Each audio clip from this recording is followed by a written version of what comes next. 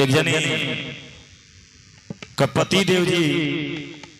अपना पत्नी के खुश करे खातिर रामदास भैया अपना पत्नी के खुश करे खातिर गोल बड़ा सोनार के हैं उधार गहना गुड़िया लिया के दे दिल बड़ा कि लो अब जाने कि जब भी बाहर आ जाता है बाजारे तो सोनारा जब भेटाता तो बार बार टोकता कैसे कहतरी आके अपना पति देव से की राह चलीला तो टोकेला सोनार सैया जी राह चलीला तो टोकेला सोनार सैया जी काहे अरे नथिया गढ़वल उधार सैया जी काहे नथिया गढ़वल उधार राजा जी राह चलीला तो टोकेला सोनार सैया जी राह चलीला तो टोकेला सोनार सैया जी काहे नथिया गढ़वल उधार सैया जी काहे नथिया गढ़वल उधार सैया जी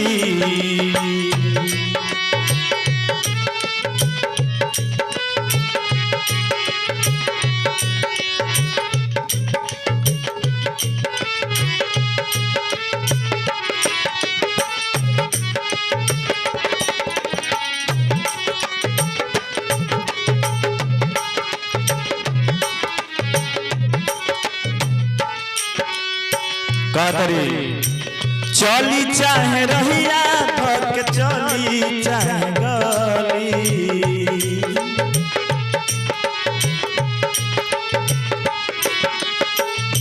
कहेला कि हेने आव कली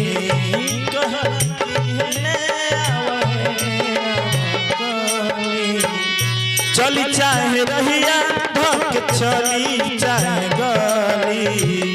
कहेला कि हेने आव कली कैसे यदि करत होई हमारा के प्यारे राजा जी यदि करत होई हमारा के प्यारे सैया जी जाके अभी ये चुका दो उधार सैया जी जाके अभी ये चुका दो उधार सैया जी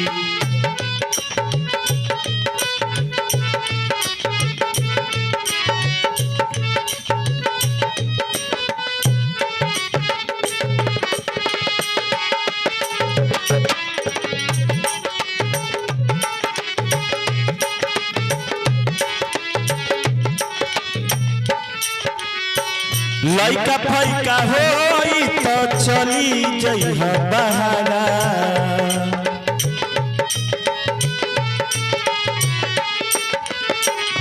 तब नहीं ससुरा में बाबूर लागी हमारा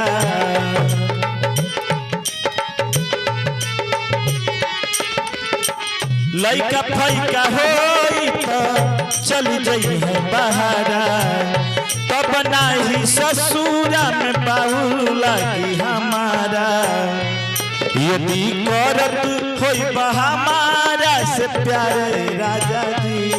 यदि करत होई हमारा से प्यार सैया जी जाके अभी ये चुका दो उधार सैया जी जाके अभी ये चुका दो उधार सैया जी राह चलीला तो टोकेला सोनार सैया जी राह चलीला तो टोकेला सोनार सैया जी काहे नथिया गढ़वल उधार सैया जी काहे नथिया गढ़वल उधार सैया जी काहे नथिया गढ़वल उधार सैया जी